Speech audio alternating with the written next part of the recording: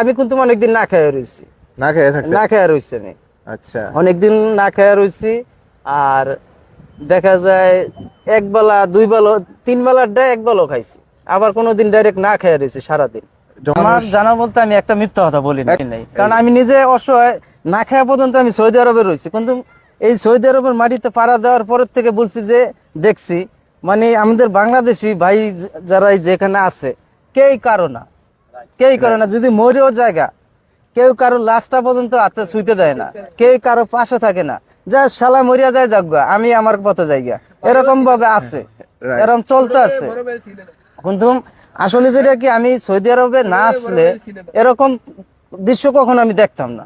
ভাই আপনি যে অবস্থানে আছেন, এই অবস্থানে যদি আপনি আগে জানতেন বাংলাদেশে এখন যে অবস্থানে আছেন, আপনি কি বিদেশ আসতেন? জি না, জি না, জীবনেও আমার যে আগে যে কর্ম ছিল, আলহামদুলিল্লাহ কর্ম তো অনেক ভালো ছিলাম। ইটের ভাটার আগুন মিস্ত্রি ছিলাম আমি।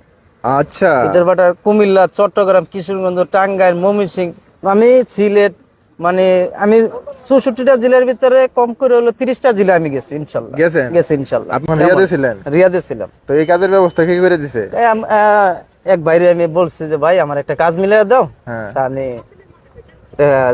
10,000 এই বেতনে আমার সংসার চলে না। উনি কি আপনার কাছ থেকে টাকা নিছে যে কাজের ব্যবস্থা করছে? 1750 রিয়াল নিছে। হ্যাঁ, আর আপনি তাহলে দালালের দিয়ে তাহলে কি ফায়দা হইছিল? কোনো ফায়দা নেই, কোনো ফায়দা নাই। দালাল মানে কি কোন দালালের কথা বলতে গেলে খালি শুধু আপনার আনছিল এই দেশে আনছে, হ্যাঁ, ওই আনার পর এই পর্যন্ত, তারপর আর তার সাথে তেমন কোনো যোগাযোগ বা ফোনের মাধ্যমে মানে কিচ্ছু হয় নাই, কিচ্ছু হয় নাই।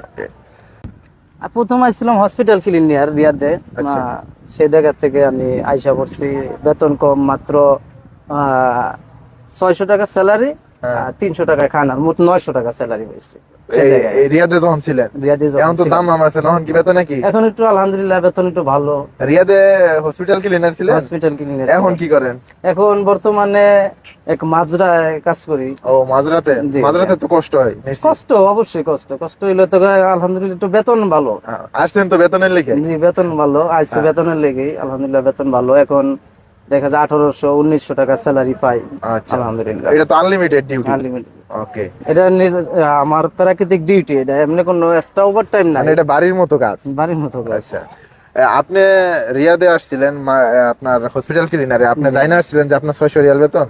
না, জানি না, প্রথম জানি নাই। তারপর মানে যে কন্ট্যাক্ট নাম্বার সই দিচ্ছি, সেই কালে শুনছি, শোনার পরে যে 900 রিয়াল বেতন, 300 টাকা খানার আর 600 টাকা স্যালারি। আপনি জানা আসছিলেন? জানাইছি ওই জায়গা থেকে, পরবর্তীতে জানাইছি যে আমাদের যে এজেন্সির মাধ্যমে আইছি, ওই এজেন্সি আপনার পরবর্তীতে জানায় নাই। ওকে। এমন